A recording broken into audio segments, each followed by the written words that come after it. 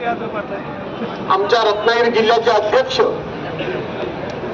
आणि आमचे तरुण अध्यक्ष आणि त्याचबरोबर आमचे तरुण सहकारी समीर मापदी असतील, आमचा मंगेश सोलकर असेल, या सहकार्याने आपल्या सर्वांच्या वतीने आम्हाला निवेदन आणून दिलं होतं आणि केवळ आपल्या मोर्चासमोर येऊन भाषण करून हे प्रश्न तात्काळ सुटत नाही. त्याच्याकरता म्हणून जी काही वैधानिक आयुधं असतात ती आयुधं वापरावी लागतात आणि ती आयुधं वापरण्याची मुदत ही ठरलेली आहे. बऱ्याच वेळेला असा काही लोकांचा समज असतो की आम्ही आज निवेदन दिलं की लगेचच आमच्या प्रश्नाला न्याय मिळेल. खरं तर काही प्रश्न असतात त्यांना लगेच न्याय मिळतो, परंतु काही प्रश्नांना न्याय मिळवून घ्यावा लागतो आणि म्हणून गेले अनेक वर्ष या विधिमंडळामध्ये मी काम करतोय. ज्या दिवशी हे निवेदन माझ्या हातामध्ये आलं त्याच दिवशी वैधानिक आयोगाचा वापर करून तुम्हाला न्याय मिळावा अशा प्रकारची सरकारच्याकडे यापूर्वी आपण मागणी केली. आज अधिवेशन सुरू होऊन 3 दिवस झाले. पुढं पुढं 7च दिवस अधिवेशन होणार आहे आणि या अधिवेशनामध्ये महाराष्ट्राला जो न्याय मिळाला पाहिजे तो न्याय मिळेल याची अजिबात शाश्वती नाही. याचं कारण की हे अधिवेशन केवळ आणि केवळ 75,000 कोटी रुपयाच्या पुरवणी मागण्या मंजूर करून घेण्या इतपतच हे अधिवेशन आहे. पण तरी देखील मी आपल्याला सांगतो की यापूर्वी सातत्यानं शासनाच्या वतीनं आपल्याला अनेक प्रकारची आश्वासनं दिलेली आहेत. त्याच्या वेगवेगळ्या टप्प्यावर वेगवेगळ्या बैठका झालेल्या आहेत. वेगवेगळ्या वेळी वेगवेगळ्या आपण आंदोलन केलेली आहेत, मोर्चे काढलेले आहेत आणि म्हणून आपण ही मागणी काय अचानकपणे या ठिकाणी मागितलेली नाही, तर सरकारला पुरेपूर संधी देऊन सरकारनं दिलेल्या आश्वासनाची पूर्तता करावी अशा प्रकारची आपली मागणी आहे. मग त्यामध्ये 5 वर्षानंतर आपण पुन्हा त्या ठिकाणी पोलीस पाटलांची सनद देण्याचा कार्यक्रम करू नये. 60 वर्षाच्या ऐवजी 65 वर्ष वयोमर्यादा असावी. 1967च्या अधिनियमामध्ये दुरुस्ती करावी. पोलीस पाटलांचं नूतनीकरण जे मी म्हणालो ते कायमचं बंद करावं. पोलीस पाटलांना रिटायरमेंट नंतर ठोक अशा प्रकारची रक्कम द्यावी. त्याचबरोबर आउटपोस्ट महानगरपालिका, नगरपालिका, नगरपरिषद हद्दीतील पोलीस पाटील कायम ठेवण्यात यावे. पोलीस पाटलांचा आकस्मिक मृत्यू झाल्यास त्या परिवारास सानुग्रह निधी देण्यात यावा. पोलीस पाटील यांचे रिक्त जागा त्वरित भरण्यात याव्यात. शेजारच्या गावचा 4 जर एखादा पोलीस पाटील सांभाळत असेल तर त्या गावामध्ये सुद्धा त्याला अधिकचं 50% मानधन द्यावं. पोलीस पाटलाच्या पाल्याला महसूल किंवा पोलीस खात्यामध्ये 5% आरक्षण असावं. पोलीस पाटील यांना पीक पाहणीमध्ये समाविष्ट करण्यात येऊ नये. बांधवांनो, भगिनींनो, एक वेळेला पोलीस पाटील हा खऱ्या अर्थानं कायदा आणि सुव्यवस्था राखणारा जो पोलीस असेल त्या पोलिसाला सहकार्य करण्याकरता म्हणून पोलीस पाटील असायचा. गावामध्ये काही तंटाबकेडा झाला तर त्या ठिकाणी तात्काळ पोलीस पाटलांना जावं आणि तो तंटाबकेडा मिटवावा किंवा पुढे पोलीस स्टेशनला त्यांनी तो पोचवावा हे त्याचं काम असायचं. परंतु आता अगदी शेतीचा पंचनामा करण्यापासून, फॉरेस्ट खात्याचं एखादं झाड तोडण्यापासून, गावामध्ये एखादी कुठलीही घटना घडली तर त्या सगळ्याला जबाबदार हे पोलीस पाटलाला धरलं जातं. हे अत्यंत चुकीची कार्यपद्धती आहे. ही मला पूर्वीपासून माहित आहे. प्रत्येक गोष्टीमध्ये पोलीस पाटलाला जबाबदार धरायचं. प्रत्येक पोलीस पाटलाला ही गावामध्ये कुठलीही बरी वाईट घटना घडली ती कुठल्याही खात्याअंतर्गत असू दे ती पोलीस पाटलाला माहितीच असली पाहिजे. हा जो काही सरकारी आग्रह हा चुकीचा आहे. त्याला अशा प्रकारचे कोणते अधिकार आहेत? रात्री अपरात्री कुठेही पोहोचायचं, जायचं, यायचं, तर त्याच्या स्वतःच्या संरक्षणाची काय हमी आहे? आणि म्हणून या सगळ्या गोष्टी मला जवळून माहीत आहेत. मी आपल्याला विनंती करतो, आपल्याला आश्वासन देतो की आपले प्रश्न हे शासन दरबारी येत्या 2 दिवसामध्ये खंबीरपणे मांडल्याचं तुम्हाला ऐकायला मिळेल आणि याचा काही गोष्टी म्हणण्याच्या बऱ्याचशा गोष्टी आता मार्गी लागतील. कारण तुम्ही योग्य वेळेला आंदोलन केलेलं आहे. आता तुम्हाला सुद्धा कळायला लागलं आंदोलन कधी करायचं, विश्वास कधीपर्यंत ठेवायचा आणि विश्वास उडाला म्हणून कधी दाखवायचा हे तुम्हाला आता बरोबर कळलंय. कारण आता नगरपालिका, महानगरपालिका, जिल्हा परिषद, पंचायत समित्या या निवडणुका आहेत. त्यामुळे तुम्ही आपोआपच लाडक्या बहिणींनी लाडके भाऊ ठरणारच आहात हे मला सांगलं पाहिजे. आणि म्हणून त्याच्यामध्ये थोडंसं योगदान टाकण्याचं काम आम्ही निश्चितपणे करू. विरोधी पक्ष म्हणून आपल्या सर्वांच्या सुखदुःखाची परिपूर्ण जाणीव असल्यामुळं ते मांडण्याचं काम आम्ही नक्की करू अशा प्रकारचे आपल्याला आश्वासन करतो. इथं येऊन एवढ्या मोठ्या संख्येनं जरा थंडी कमी आहे ना आणि म्हणून एवढ्या लांब इथे येऊन तुम्ही या थंडी वाऱ्यातून या ठिकाणी पोहोचलात. निश्चितपणे तुम्हाला न्याय मिळेल अशा प्रकारची ग्वाही देऊन आपल्या सर्वांची रजा घेतो. जय हिंद, जय महाराष्ट्र. विजय असो. त्यांनी विचार करा. बंधू मार्गदर्शक दिलीप बाबा पाटील सोलापूर या मोर्चाला 5वी संघटना म्हणून सहभागी झालेले महाराष्ट्र राज्य एकीकरणचे आमचे परम मित्र प्रवीण राक्षे पाटील साहेब राज्याध्यक्ष आणि या मोर्चामध्ये सर्वात लहान आणि यांच्या पाठीमागं यांच्या सोबत राहून त्यांचे डावपे शिकणारा आणि नागरगोजे साहेबांना घरी बसवणारा मी नंदू असोसिएशनचे अध्यक्ष. यानंतर आपल्याला मार्गदर्शन करतील पालवाल साहेब. नाही 4 अध्यक्ष 5 अध्यक्ष पालवाल साहेब.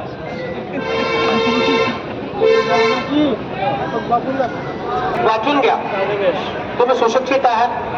आता ह्याची निवड झालेली आहे, पोलीस पाटलांची नियुक्त्या झालेल्या आहेत, सगळे सुशिक्षित पोलीस पाटील झालेले आहेत. तर सोशल सेक्युरिटी आपल्याला फार महत्वाची आहे. जर सोशल सेक्युरिटी त्यांनी लागू केली सरकारने, थोडं थांबा, त्या नियमाचं वाचन करा. सोशल सेक्युरिटीमध्ये आपल्याला आपल्या कुटुंबाला फार काही दिलेलं आहे सरकारने.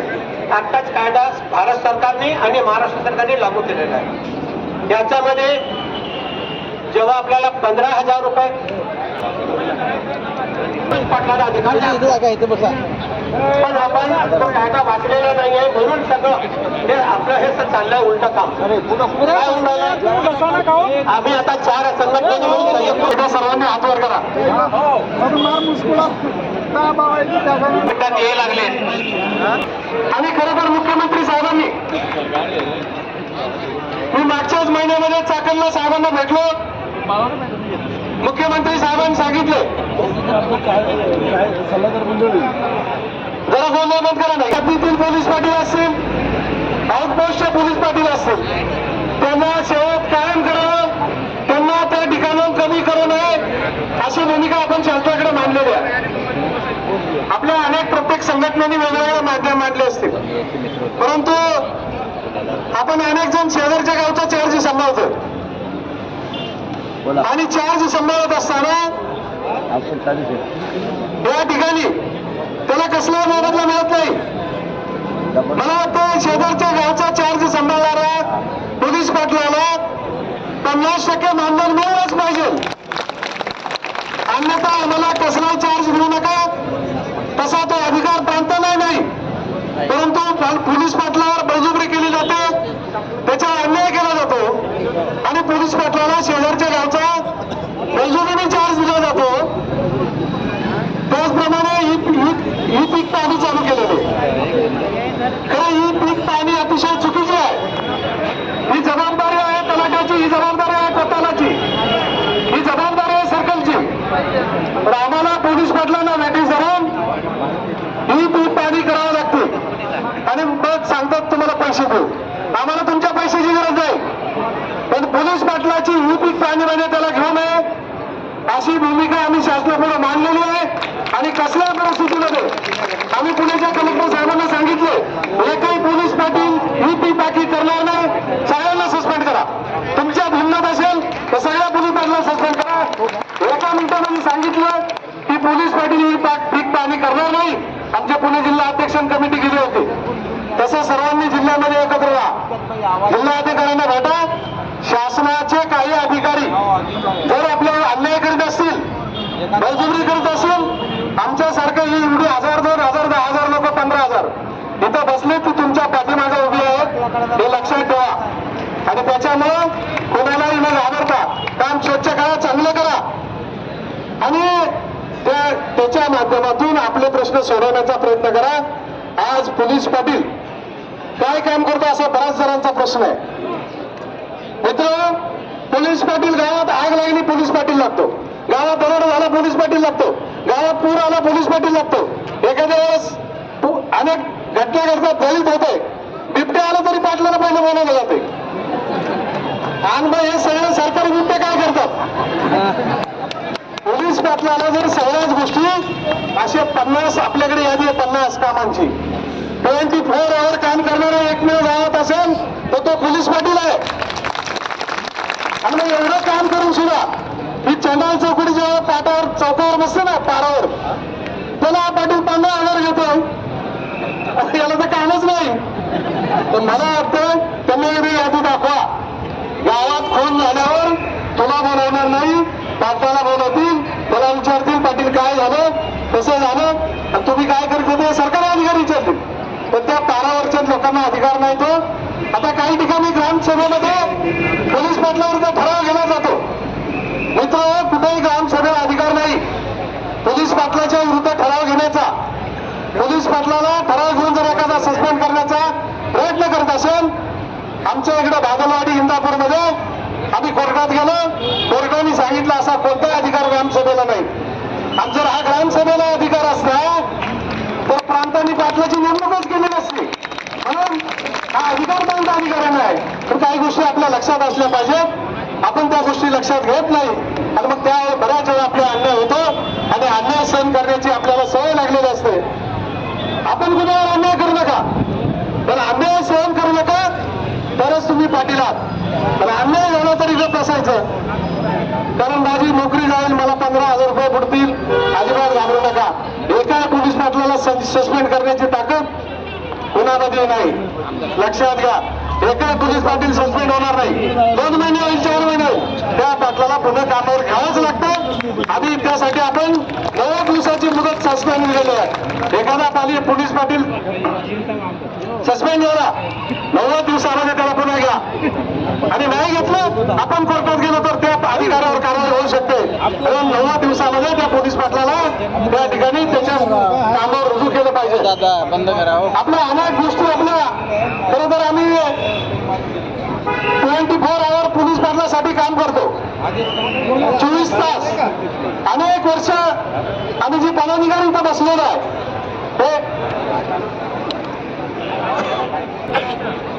शशिकांत शिंदे साहेब होतात. खरं तर अतिशय चांगलं काम पोलीस पाटलाच्या बाबतीत त्यांनी अनेक वेळा विधानसभेमध्ये आपले प्रश्न मांडलेले आणि आज सुद्धा आपल्या ज्या मागण्या आहेत त्या मागण्या संदर्भामध्ये त्या ठिकाणी आपले विषय मांडतील. खरं तर पोलीस पाटील यांची रिक्त पदं भरली पाहिजेत. आता किमान 10 ते 12,000 पोलीस पाटलांच्या पदं रिक्त आहेत आणि 10-12,000 पोलीस पाटील जर वाढले, आता आमच्या 5 संघटना आहेत तर अजून 5 संघटना होतील. आता संघटनेचा एक ज्याला राग आला माझ्यापासून बाजूला गेला प्रो झाले तो दुसरी संघटना काढतो. आणि ज्याचा त्याचा लोकशाहीमध्ये अधिकार आहे. प्रत्येक पदाधिकारी आज इथं आलेला हा पोलीस पाटलासाठी पोट तिरकीने काम करणार आहे आणि पोट तिरकीने काम करत असताना पोलीस पाटलासाठी आम्ही आमच्या जीवात जीव असेपर्यंत काम करणार आहोत. लोकांनी सांगितलं काही नाही, शिंदे पाटील रिटायर झाले, हो मी रिटायर झालो. एक लक्षात ठेवा, आजही ताकद फक्त शिंदे पाटलाची आहे, हे लक्षात ठेवा. तुम्ही जरी काही किती वल्गने करू द्या, किती वल्गने करू द्या, पण आज सर्वसामान्य पोलीस पाटील हा शिंदे पाटलाला सोडून कुठेही जाणार नाही ही भूमिका त्या ठिकाणी आपल्या सर्वांचे मार्गदर्शक आणि ज्यांनी गेली अनेक वर्ष आपल्याला मोर्चाला भेटी दिल्या. आज नागपूरच्या हिवाळी अधिवेशनाला पोलीस पाटलांच्या असलेल्या विविध प्रश्नाच्या संदर्भातून आपण मोठ्या संख्येतून महाराष्ट्राच्या कानाकोपऱ्यातून आलेला आहात. राष्ट्रवादी शरद पवार पक्षाचा राज्याचा अध्यक्ष म्हणून आपल्या पोलीस पाटलांच्या काही प्रतिनिधींनी मला विनंती केली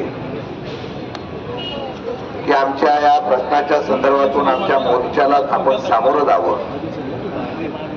आणि महाराष्ट्रातल्या पोलीस पाटलांचा आवाज हा विरोधी पक्षाच्या नेत्यांच्याकडून सदनामध्ये या ठिकाणी उठवावा म्हणून या असलेल्या मोर्चाला मी आपल्या ठिकाणी उपस्थित आहे. खरं म्हणलं तर मी अभिमानाने सांगेन की ज्या वेळेला महाराष्ट्रातल्या पोलीस पाटलांचा प्रश्न आला, मानधन वाढवण्यापासून त्या सगळ्यामध्ये, त्यावेळेला या शशिकांत शिंदेने या निर्णयाच्या संदर्भामध्ये सातत्याने आवाज उठवला आणि तुम्हाला न्याय देण्याचा प्रयत्न केलेला. मागे वाढलेलं मानधन आज सभागृहामध्ये प्रश्नमित मांडला होता आणि सरकारचं उत्तर सुद्धा घेतलं होतं. मी आता एवढ्यासाठी घाईगडबडीत आलो की आता विधान परिषदेमध्ये तारांकित प्रश्न चालू आहे. हे प्रश्न संपले की पॉइंट ऑफ इन्फॉर्मेशनच्या माध्यमातून महाराष्ट्रातल्या आलेल्या तमाम या कोतवाल पोलीस पाटलांच्या बंधू भगिनींचा प्रश्न मी इथून गेल्या लगेच तिथे मांडण्याचा प्रयत्न करणार आहे आणि सरकारला निवेदन करणार आहे की आपणच आश्वासनं दिलेली आहेत.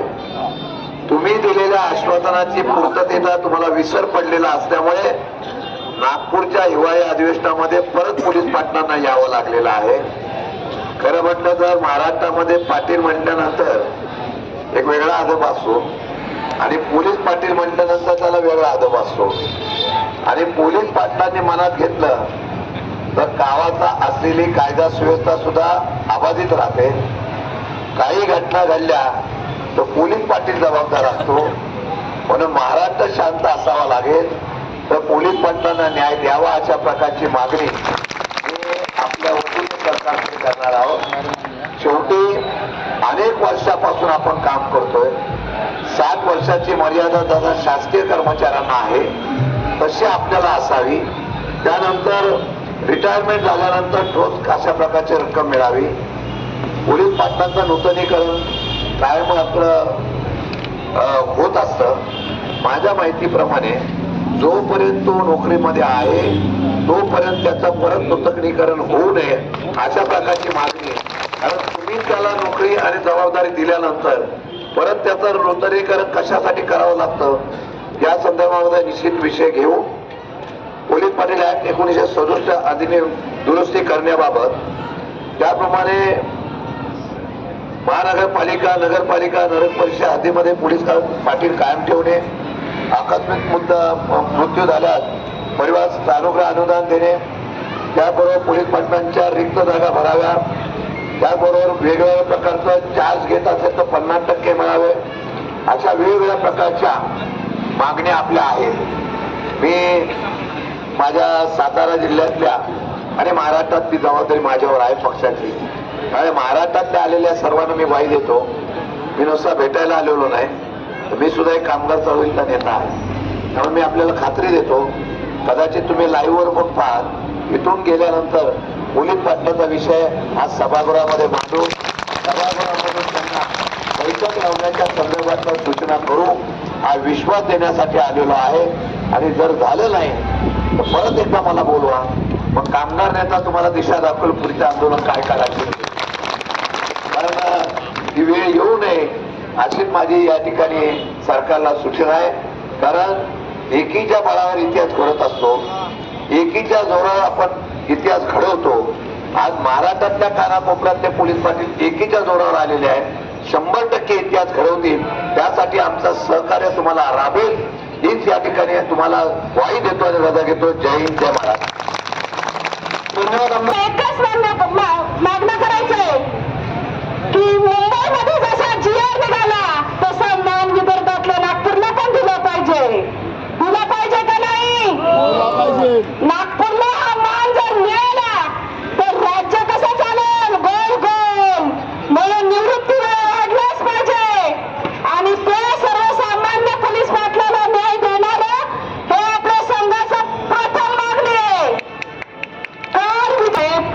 वनपाटीलऐवजी शब्द काढून टाकला, वनमित्र केलंय.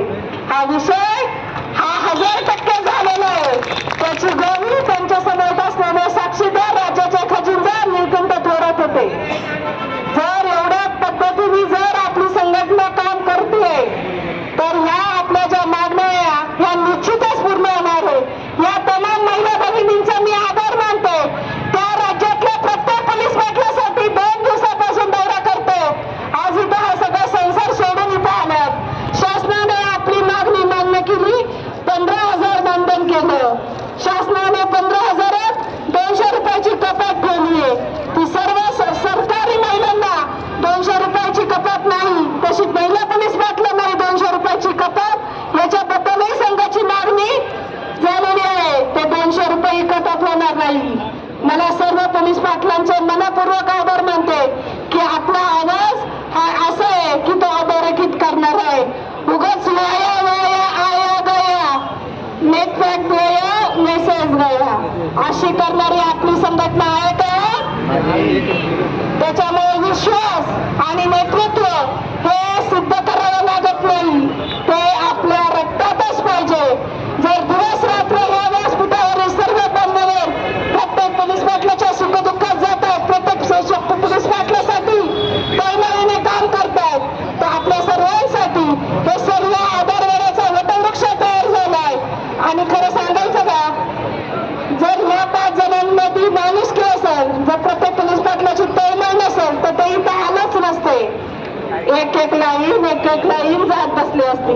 म्हणून यांचं नेतृत्व आज एक वज्रमुठ आहे आणि त्या वज्रमुठीचा बुक्का हा सरकारला बसणार आहे. आणि आपलं वय मर्यादा 65 ही होणारच आहे. मी सर्व महाराष्ट्रातील पोलीस पाटलांना इथे उपस्थित राहिले, विश्वास ठेवला आणि हा विश्वास निश्चित अधोरेखित नागपूर अधिवेशनात संपन्न होईल. यासाठी मी सर्व पोलीस पाटलांच्या मनपूर्वक आभार मानते. विशेषतः माझ्या सर्व महिला पदाधिकारी, आजपर्यंत त्यांनी त्यांच्या जिल्ह्यातून तालुक्यातून सर्व महिला पोलीस पाटलांना इथं आणलंय. नियोजनात अतिशय हिरिरीने काम केलंय.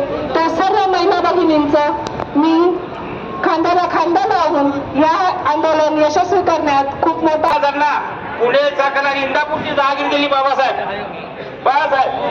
जेव्हा जहागिरी दिली तेव्हा शहाजी महाराज आणि शिवाजी महाराजांच्या मदतीसाठी गाव कामगार म्हणून पोलीस पाटील नियुक्त केलेला होता.